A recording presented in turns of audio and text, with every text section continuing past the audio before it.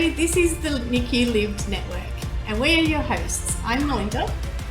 I'm Nat. And I'm Emma. We are all NICU mothers using our lived experience to partner with health professionals to impact research, advocacy, and clinical practice. Each week we will bring you something new. It could be a topic highlight, the latest in research, a visit to a NICU, or ways in which you can use your lived experience within the NICU to impact change. We hope you enjoy this episode.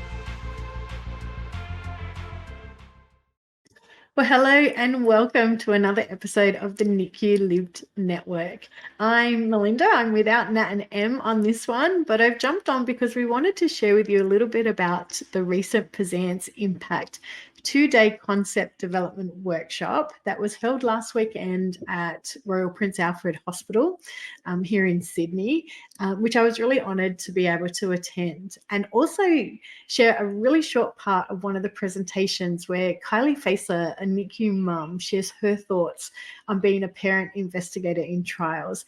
And Kylie put it so well that I really wanted to make sure that we were able to share this with you, and it definitely deserves a wider audience. And we hope that there are parents out there that will watch this and know that they can also use their journey and their lived experience to make an impact the way Kylie has.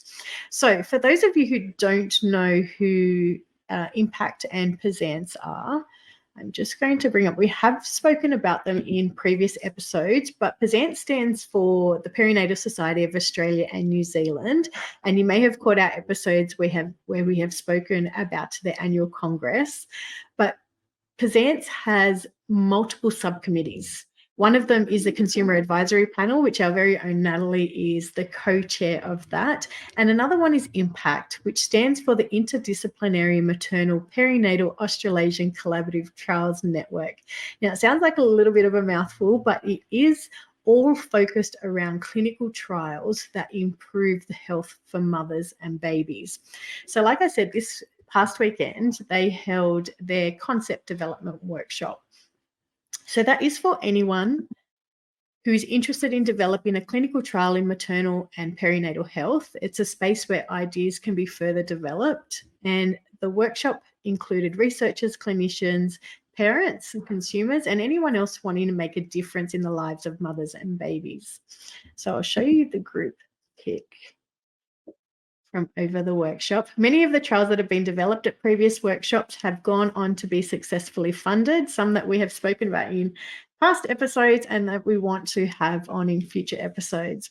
And one of the great things for us as parents contributed in the space of research, advocacy and clinical practice improvement is really getting to see the role that parents play at workshops like this. So not only in breakout rooms as the trials were being discussed and workshopped, but also sharing their experience of being in clinical trials and being able to provide feedback on the proposals. So here is a photo of the panel discussions. And, you know, just for me sitting there watching and seeing that as part of the panel, there were 2 parents on the panel providing their feedback on the trials that were being discussed and being developed. Now, as I mentioned earlier, one of them is Kylie Facer.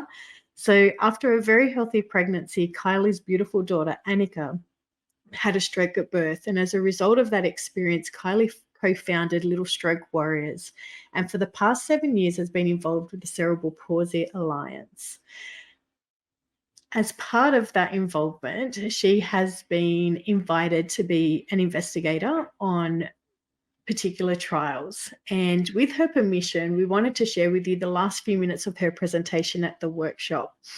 So Kylie described her birthing experience and some of the work that she's done with Little Stroke Warriors and then other research trials that she's been part of.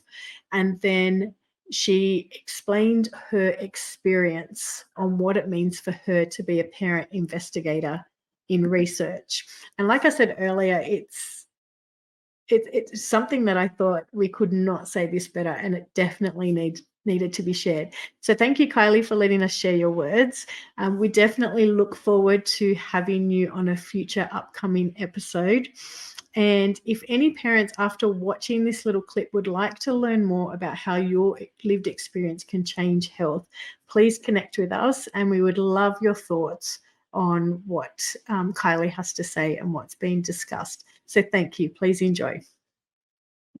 For me, it was still a case of I still haven't answered my what now question for families like mine at that point of birth. So, through this process, I was contacted by Madison, and she said, "Hey, we're doing this thing, and we would really like you to be part of it." And I thought, wow, that's cool, and this leads into answering this question for me of the what now and what do we do.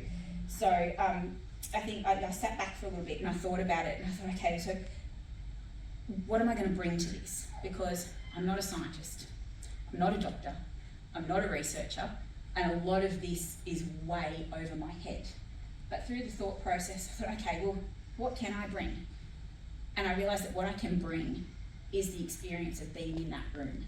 It's the experience of having this earth-shattering prognosis given to you for your child.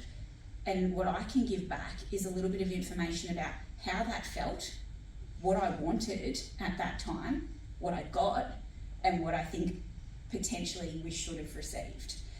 So these things are what I guess I can bring to this trial, which I've been incredibly blessed with the team that I have, because they've involved me in every single step of the way. Every pitch meeting that we have had, I've been on the end of that Zoom call, be it at work at lunchtime or after hours or whatever, in my very beautiful, attractive high-vis outfit, so everyone gets to see it. But I've been in that room and I've been part of it, and it's been incredible. If I've had a question, I don't understand an aspect, I can send an email, I can pick up a phone, I can do any of those things, and these guys have not once hesitated to allow me into that information. So I think having that involvement for me has been quite special, and I really hope it's something that can continue and can be broadened through everyone's trial processes.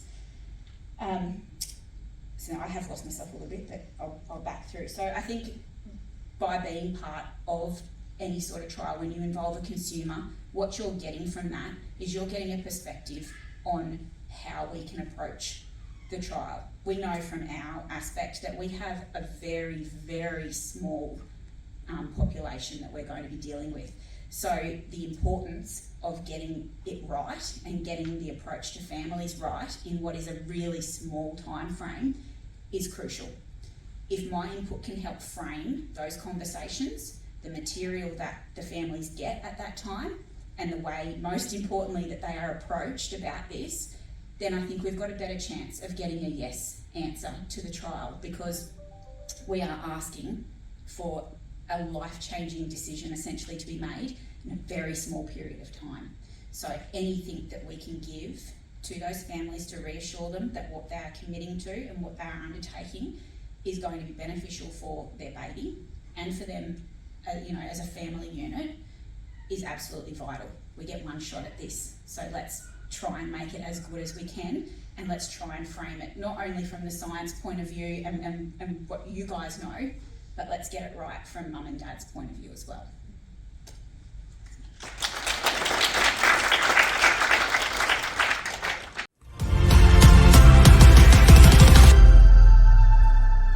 That's a wrap on another episode of the NICU Live Network.